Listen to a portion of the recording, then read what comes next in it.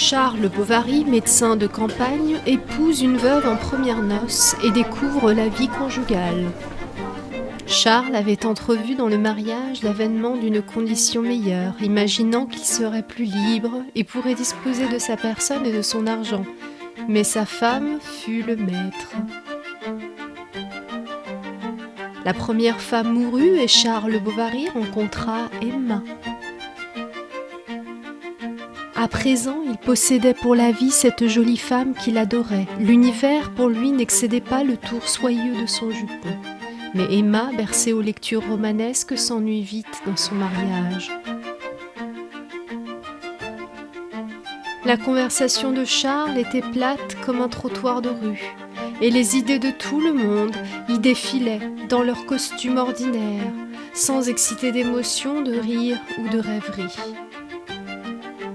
Elle aurait voulu que ce nom de Bovary, qui était le sien, fût illustre, le voir étalé chez les libraires, répété dans les journaux, connu par toute la France.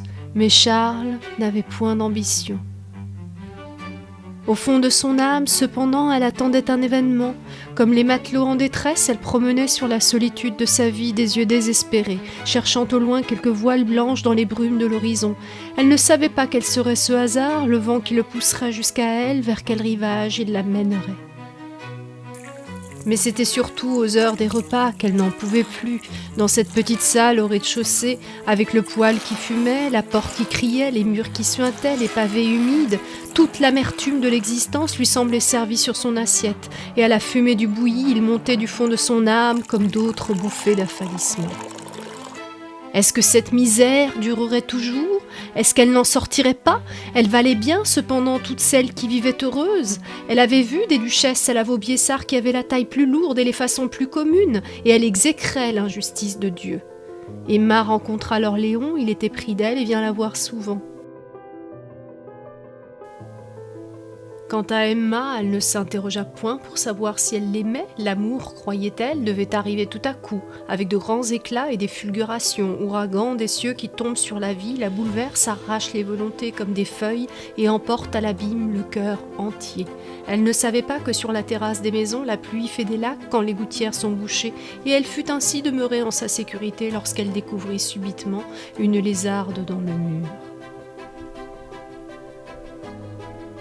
Mais elle était pleine de convoitise, de rage, de haine. Cette robe au pli droit cachait un cœur bouleversé. Ses lèvres si pudiques n'en racontaient pas la tourmente. Elle était amoureuse de Léon et elle recherchait la solitude afin de pouvoir plus à l'aise se délecter en son image. Mais les choses prennent une tournure inattendue. Un châtelain, coureur de jupons, Rodolphe, décide de séduire Emma. Elle se répétait « J'ai un amant, se délectant à cette idée comme à celle d'une autre puberté qui lui serait survenue. Les apparences, néanmoins, étaient plus calmes que jamais, Rodolphe ayant réussi à conduire l'adultère selon sa fantaisie. Et au bout de 6 mois, quand le printemps arriva, ils se trouvaient l'un vis-à-vis de l'autre comme deux mariés qui entretiennent tranquillement une flamme domestique. Tout en lui l'irritait maintenant, sa figure, son costume, ce qu'il ne disait pas, sa personne entière, son existence enfin. Elle se repentait comme d'un crime de sa vertu passée, et ce qui en restait encore s'écroulait sous les coups furieux de son orgueil. Elle se délectait dans toutes les ironies mauvaises de l'adultère triomphant. Le souvenir de son amant revenait à elle avec des attractions vertigineuses. Elle y jetait son âme, emportée vers cette image par un enthousiasme nouveau. Cette tendresse, en effet, chaque jour s'accroissait davantage sous la répulsion du mari, et plus elle se livrait à l'un, plus elle exécrait l'autre. Jamais Charles ne lui paraissait aussi désagréable, avoir les doigts aussi carrés, l'esprit aussi lourd, les façons si communes qu'après ses rendez-vous avec Rodolphe. Mais Madame Bovary ne fut aussi belle qu'à cette époque. Elle avait cette indéfinissable beauté qui résulte de la joie, de l'enthousiasme, du succès, et qui n'est que l'harmonie du tempérament avec les circonstances. Rodolphe quitte Emma, qui, emportée par la passion, voudrait fuir avec lui. Elle s'effondre. Les saisons passent. Emma ne se lève plus du lit.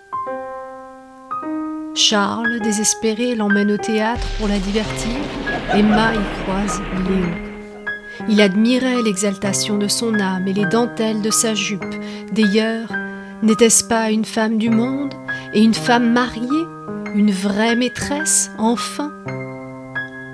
Il ne discutait pas ses idées, il acceptait tous ses goûts, il devenait sa maîtresse plutôt qu'elle n'était la sienne. Mais l'ennui rattrape toujours Emma, irrémédiablement. Léon lui parut soudain dans le même éloignement que les autres. « Je l'aime pourtant », se disait-elle. N'importe. Elle n'était pas heureuse, ne l'avait jamais été. D'où venait donc cette insuffisance de la vie, cette pourriture instantanée des choses où elle s'appuyait?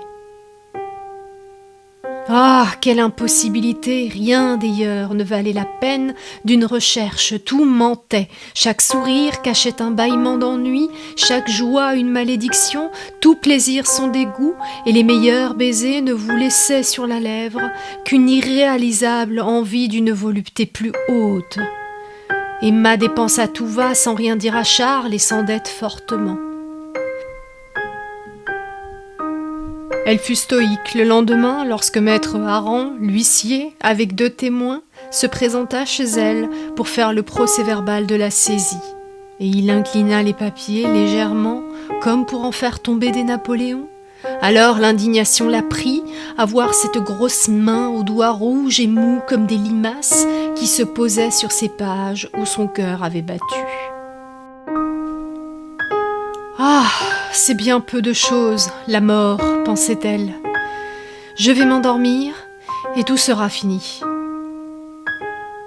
Elle en avait fini, songeait-elle, avec toutes les trahisons, les bassesses et les innombrables convoitises qui la torturaient. Elle ne haïssait personne maintenant. Une confusion de crépuscule s'abattait en sa pensée, et de tous les bruits de la terre, Emma n'entendait plus que l'intermittente lamentation de ce pauvre cœur, douce et indistincte comme le dernier écho d'une symphonie qui s'éloigne.